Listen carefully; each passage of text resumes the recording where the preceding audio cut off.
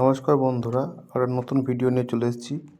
মায়ের মতো স্পেশাল মটর রান্না কী কী লাগবে তার জন্য সব দেখিয়ে দিচ্ছি। তার ভিডিওর করার আগে রান্নার উপকরণ প্রথমে কড়াইটা ভালো করে গরম করে নেবেন, দিয়ে তেল মোটামুটি 50 গ্রামের মতো দিয়ে 4 পিস মতো আলু আমি নিয়েছিলাম, দিয়ে ভালো করে লাল লাল করে আলুটা আমি কড়াইয়ে ভেজে নিচ্ছি।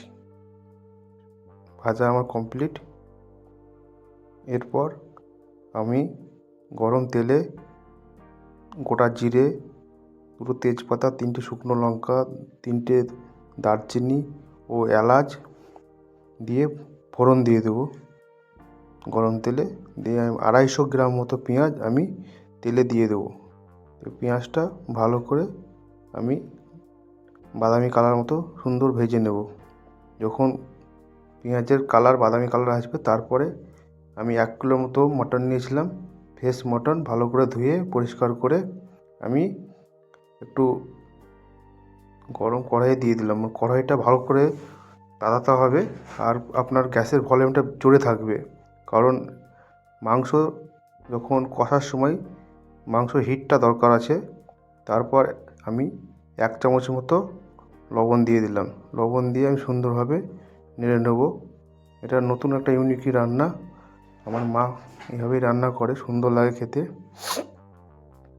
তারপর আমি যে রসুন বাটাটা ছিল, সেই রসুন বাটাটা আমি দিয়ে দেবো, দিয়ে ভালো করে আমি নেড়ে নেব।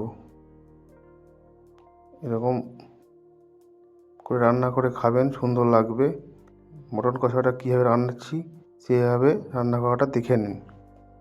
এরপর আমি যে শুকনো লঙ্কা আমার বাটা ছিল, আমি পুরো এই রান্নাটা পুরোটাই আমি বেটে রান্না, শিলপাটায়, কোনো মিক্সিতে বাটা না।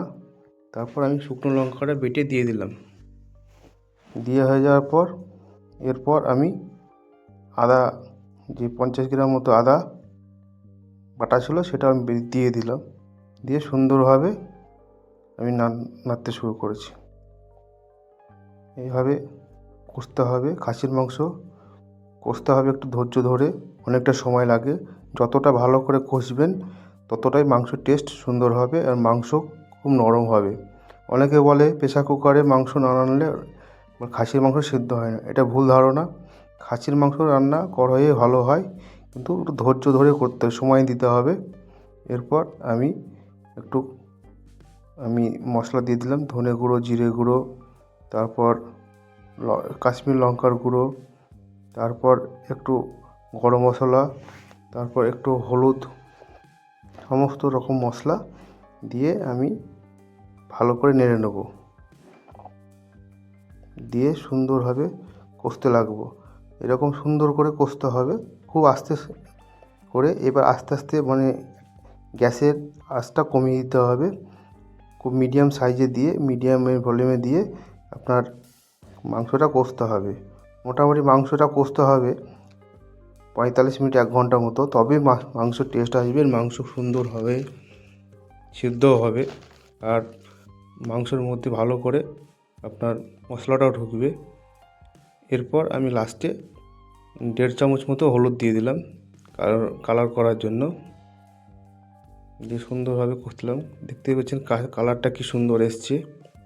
কালার আরও আসবে। আপনার যতটা কষবেন সুন্দর হবে, ততটা ভালোভাবে কালার আসবে। এরপর আমি একটা টমেটো কেটে 4 কুচি করে আমি এই মাংসে দিয়ে দেবো, এতে টেস্টটা আসবে। আমি পেস্ট করে দিইনি। এরপর সামান্য একটু আমি কষার সময় কয়েক দানা চিনি দিয়ে দেবো। চিনিটা দিলে আপনার রান্নাটা পুরো টেস্টের ব্যালেন্সটা ধরে রাখবে আর সুন্দর লাগবে। আপনার ঝাল হলেও সেটা ব্যালেন্সটা ঠিক করে দেবে। খাসির মাংসে একটু চিনি লাগেই। তো সুন্দরভাবে দিয়ে সুন্দরভাবে আমি কষতে লাগবো, যতক্ষণ না মশলাটা আপনার ভাজা ভাজা হবে ততক্ষণ পর্যন্ত আমি ভালো করে আস্তে আস্তে আমি কষতে শুরু করব। এবং কষেই যাব আমি সুন্দরভাবে কষে দেখছেন বন্ধুরা তেল ছেড়ে দিয়েছে মাংসে। আমি কিন্তু মশলা তেলটা খুব একটা বেশি দিইনি মাংসে। খাসির তেল এমনি বেরোয়, তেলটা যতটা কষবেন ভালো করে দেখবেন বেরোবে। আমি এখনও পর্যন্ত জল দিইনি, সুন্দরভাবে আমি এখন কষতে লাগবো। কষা যখন মাংস যখন মশলা ভাজা ভাজা হয়ে গেছে দেখবেন বন্ধুরা, তখন আমি 2 গ্লাস মতো ঠান্ডা জল দিয়ে দেবো। আমি গরম জল এখানে ব্যবহার করছি না, অনেকে গরম জল ব্যবহার করতে পারেন, আপনারা গরম জল ব্যবহার করতে পারেন, আমি গরম জল ব্যবহার করছি না। আমি ঠান্ডা জলই 2 গ্লাস দিয়ে সুন্দরভাবে নেড়ে নেব। নাড়ার পর আমি গ্যাসের ভলিউমটা জোরে দিয়ে দেবো, কারণ মাংসটা সিদ্ধ হবে, কারণ 2 গ্লাস জল লাগবে মাংসটা সিদ্ধ হতে। খাসির মাংস একটু সিদ্ধ হতে সময় লাগে। আমি 2 গ্লাস মতো জল দিয়ে ভালো করে নেড়ে আমি ফোটাতে লাগবো। বন্ধুরা আমি এরকম নানা রকম ভিডিও দিচ্ছি, বন্ধুরা একটু সাপোর্ট করবেন, সাবস্ক্রাইব করবেন। এরপর আমি ভাজা আলুটা দিয়ে দেবো। বন্ধুরা পাশে থাকবেন, একটু সাপোর্ট করবেন। বন্ধুরা নমস্কার, বন্ধুরা ভালো থাকবেন, সুস্থ থাকবেন। দেখেন বন্ধুরা, এরপর মাংস হওয়ার মুখে আমি সামান্য পরিমাণ গরম মশলা দিয়ে মাংসটা নেড়ে নেব। আমার রান্না কমপ্লিট হওয়ার মুখে, এবার নামিয়ে নেব। এবার আমি গরম গরম ভাতে মাংসটা সার্ভ করব। বন্ধুরা এইভাবে রান্না করে খাবেন, মায়ের হাতের রান্নার মতো টেস্ট লাগবে। ভালো থাকবেন, সুস্থ থাকবেন, ধন্যবাদ।